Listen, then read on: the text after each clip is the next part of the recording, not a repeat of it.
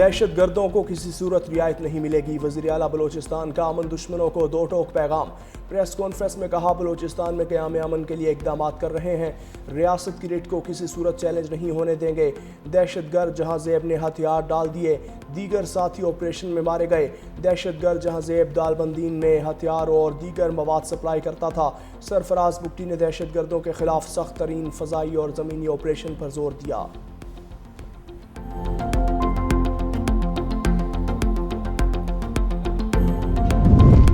سیلاب متاثرین کی بے نظیر انکم سپورٹ پروگرام کے ذریعے مدد نہ کرنے پر بلاول بھٹو وفاق سے نالاں۔ گندم امپورٹ کرنے کی بجائے کسانوں کی مدد کا مطالبہ۔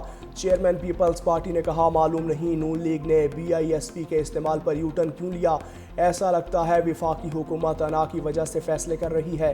سیلاب سے جنوبی پنجاب میں بہت زیادہ نقصان ہوا، گلگت بلتستان اور خیبر پختونخوا بھی متاثر ہوئے۔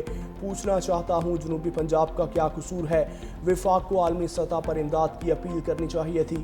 حکومت اپنی پالیسی پر نظر ثانی کرے، اپنے وسائل اپنے کسانوں پر استعمال کیے جائیں تاکہ گندم درآمد نہ کرنی پڑے۔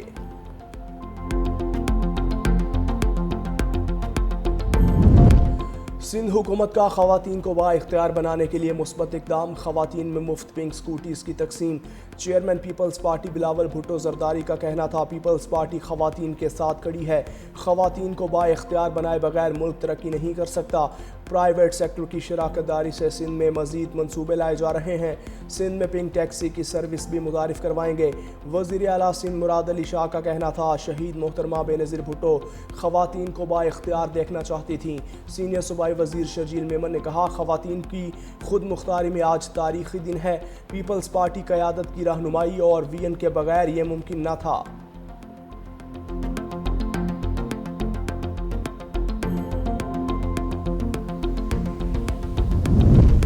مسلسل بڑھنے والا گردشی قرضہ ملکی وسائل نگر رہا تھا، اس سے نمٹنا بہت بڑی کامیابی ہے۔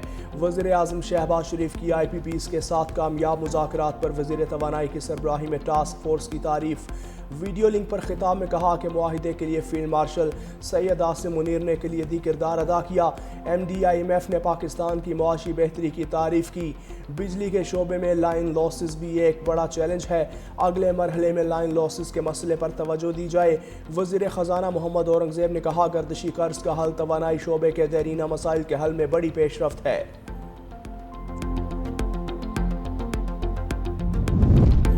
وزیر اعلیٰ پنجاب مریم نواز کی سندھ حکومت پر تنقید، کہا بار بار جنوبی پنجاب کی بات کر کے لکیر کھینچنے کی کوشش کی جاتی ہے۔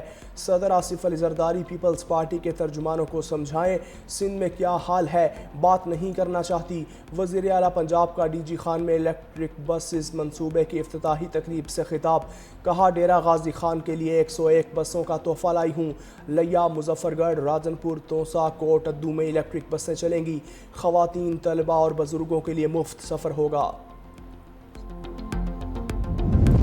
اڈیالہ جیل میں توشہ خانہ 2 کیس کی سماعت، بانی PTI اور اہلیہ کو عدالت پیش کر دیا گیا۔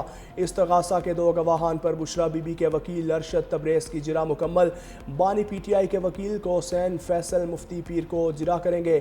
توشہ خانہ 2 کیس کی سماعت پیر 29 ستمبر تک ملتوی کر دی گئی۔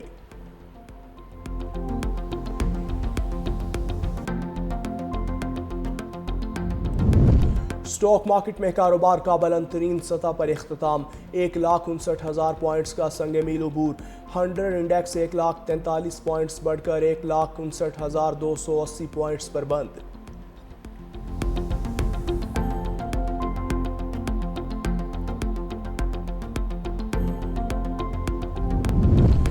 لاہور چیمبر آف کامرس میں محکمہ ماحولیات کے تحت منعقدہ سیمینار بدمزگی کا شکار، چیمبر کے صدر اور محکمہ ماحولیات کے پروجیکٹ ڈائریکٹر کے درمیان تلخ کلامی، واقعے کے بعد DG ماحولیات اور اعلیٰ حکام نے تقریب کا بائیکاٹ کر دیا۔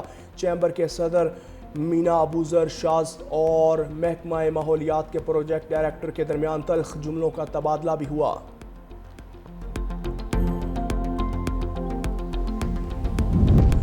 ہنی ٹریپ کے لیے کچے کے ڈاکوؤں کی سہولت کاری کرنے والی ٹک ٹاکر گرفتار۔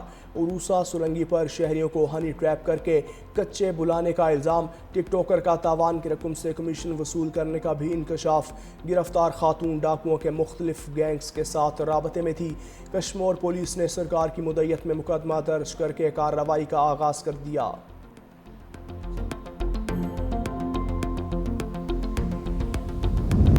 کراچی میں ڈیفنس موڈ سگنل کے قریب ٹریفک حادثہ۔ تیز رفتار آئل ٹینکر بے قابو ہو کر سگنل پر کھڑی 6 سے زائد گاڑیوں، ایک رکشے، ایک موٹر سائیکل سے ٹکرا گیا۔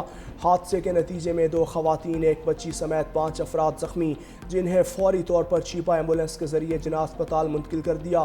ریسکیو ٹیمز نے زخمیوں کو نکالا۔ حادثے کے بعد ٹریفک جیم ہو گئی۔ ٹینکر ڈرائیور کو حراست میں لے لیا۔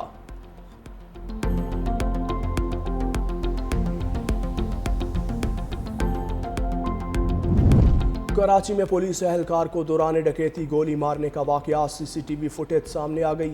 اہلکار نے اپنے گھر سے موٹر سائیکل باہر نکالی تو 2 موٹر سائیکلوں پر سوار 3 ڈاکو آ گئے۔ ڈاکوؤں نے بائک چھیننا چاہی تو اہلکار نے اپنا پستول نکال لیا۔ ڈاکوؤں نے بھی فوری گولی چلا دی۔ کندھے میں گولی لگنے سے اہلکار زخمی۔ فائرنگ ہوتے دیکھ کر راہگیر خاتون بھی خوف زدہ ہو کر گاڑی کے پیچھے چھپ گئی۔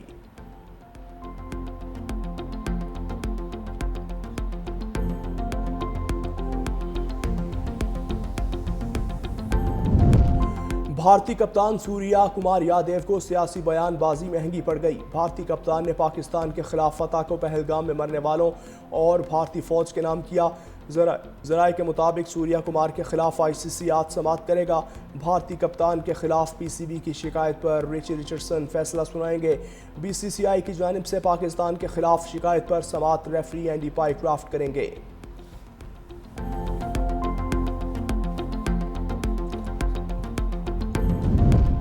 اور اگر مگر کا کھیل ختم، فائنل میں جانا ہے تو بنگلہ دیش کو ہرانا ہوگا۔ پاکستان سپر 4 مرحلے کا آخری میچ آج بنگلہ دیش کے خلاف ہوگا۔ جو جیتا وہی فائنل میں بھارت سے مقابلہ کرے گا۔ میچ سے قبل پریس کانفرنس میں شاہین شاہ آفریدی نے کہا، فائنل میں بھارت ہو یا کوئی اور ٹیم، یقینی طور پر ہم ہی جیتیں گے۔ ہم پہلے سے ہی جارحانہ کرکٹ کھیلتے ہیں۔ کرکٹ ایسے ہی کھیلی جاتی ہے۔ ہم یہاں ایشیا کپ جیتنے آئے ہیں۔ جو بھی ٹیم سامنے ہوگی فائنل میں اسے شکست دیں گے۔